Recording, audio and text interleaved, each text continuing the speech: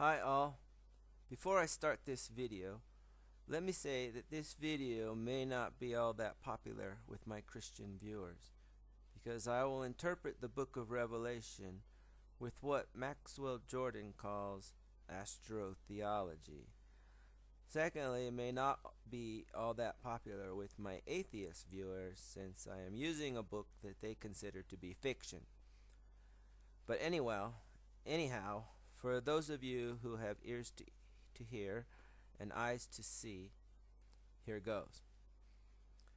Also, in preface to this video, I'd like to say that from a very young age, like my teenage years, I have been deeply interested and drawn to the book of Revelation and all end-time prophecies of all sources. I have spent about 30 years trying to decode these ancient prophecies, and finally, I believe I have succeeded in decoding the very cryptic book of Revelation. You may not agree, but whether you completely agree or not, you have to admit that what I present is very fascinating and not without merit. This first slide shows a Hebrew Zodiac chart. That's not to say that the Hebrews were into astrology. On the contrary, they, like all the peoples in the Middle East, were very interested in the stars, constellations, and precession of the ages. The first thing I'd like to point out is that if we go clockwise, we see that the zodiac chart is not in the order of the months, but rather in order of the ages, which go counter to the month signs because of the reverse wobble of the Earth axis. This proves that the chart was not used for astrology, but rather for precession. It also proves that the ancients were fully aware of precession. Now, let me compare the chart with the book of Revelation. In Revelation 4, a door opens, and John sees a throne and a shiny personage sitting on the throne. That personage is depicted in the center of the chart. Next, John sees 24 elders.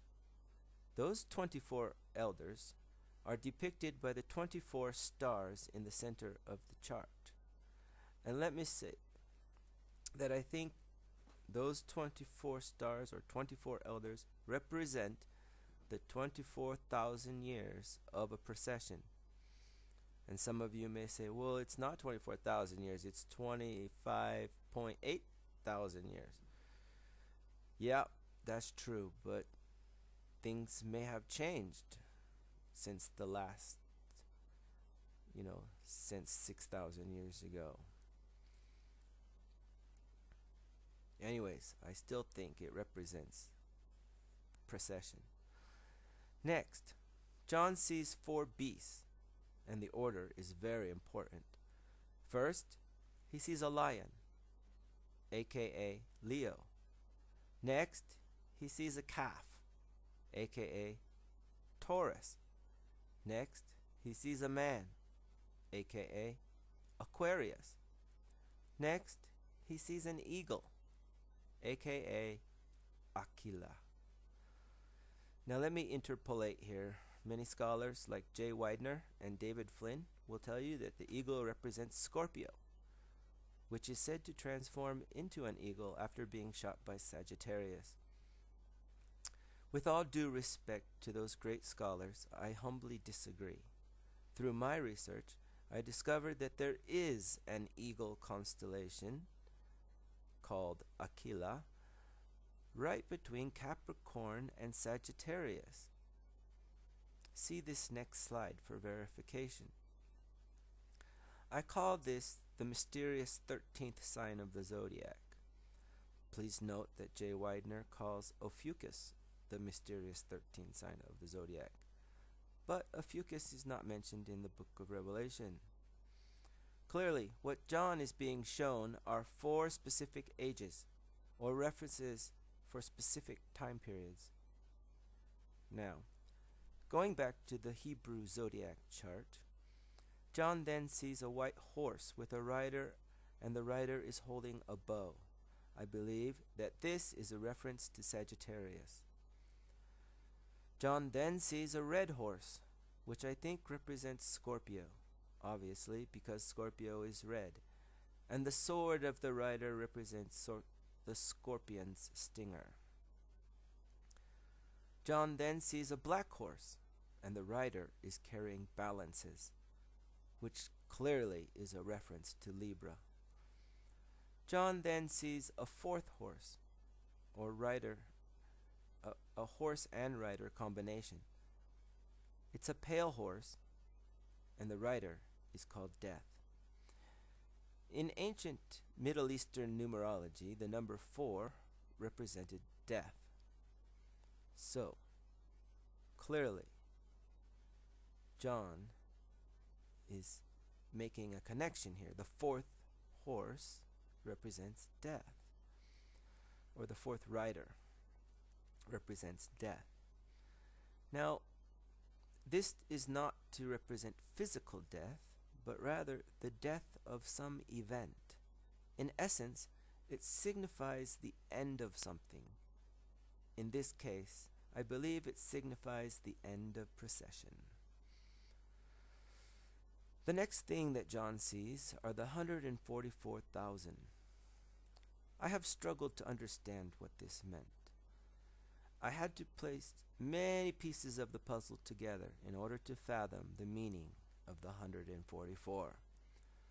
Firstly, let me point out that scholars like J. Widener and David Flynn will attest that the 4 beasts represent the 4 points on the zodiac, as represented in this next slide. Namely, Leo, Taurus, Aquarius, and Scorpio. I personally think that they are mistaken. I am an eclectic person. I take all the prophecies of all the ancients and merge them into one. Therefore, I had to account for the fact that the Mayans divided their precession into 5, not 4, 5 equal parts of 5,126 years each. I also came across some Masonic symbols of a 5-pointed star. As you can see in this next slide, there is a 5-pointed star upside down. I am operating here under the notion that all the ancients have preserved knowledge of some great event, some cyclical event, in their own ways. Now, in Buddhism, and perhaps Hinduism, the most sacred number is 108. I just had to fit that into my equation somehow, for I knew it must be significant. So I googled 108, and here's what I found. Every angle of a perfect pentagon is exactly 108 degrees. Whoa! Yeah, some of you are already putting the pieces together in your mind. If you connect the vertices of the pentagram, you get a 5-pointed star. Now we see the Masonic and Hindu Buddhist connection. So how does this connect with the Hebrews? Well, if we put the pentagram on top of a circle of 360 degrees, this is what you see. So you can see that on a circle of 360 degrees, each vertex of the pentagram is 72 degrees apart. And in and of itself, that is a significant number. But 72 times 2 is 144 degrees. Whoa, again. Now, I'm going to superimpose the pentagram onto the Hebrew Zodiac. So, by doing a quintile of the zodiac instead of a quartile like Jay Widener and David Flynn do, we can tie together all the information given to us by all the ancients. Firstly, we have accounted for the 4 beasts of the book of Revelation: lion, Leo; calf, Taurus; man, Aquarius; eagle, Aquila. Secondly, it is my contention that every biquintile of the precession, or 2/5 of the precession, or 144 degrees of precession, something really bad happens to our planet. And in case you haven't guessed, I'm suggesting that the 144,000 of the book of Revelation signifies 144 degrees of precession. Science verifies my claim. The last major Earth changes happened between 10,000 and 12,000 years ago. A biquintile of precession would be 5,126 plus 5,126, which is 10,252 years between major cataclysms. Was there a major cataclysm, a worldwide cataclysm, 5,126 years ago? Sure there was. Science proves it. But I'm saying that every 144 degrees of precession, the cataclysm is worse. I suggest that Noah's flood and the Hindu Manu's flood happened in the age of Leo, and that the end of Atlantis happened in the age of Taurus. Where are we now?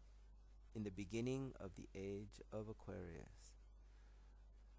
Oh, by the way, I think it is interesting to note that the pentagram appears upside down on the Hebrew Zodiac, which is exactly how the Masons portray it. In conclusion, we can see how the ancients of every part of the world have encoded important pieces of the puzzle and left it for us to pick up the pieces and put them together into one eclectic diagram.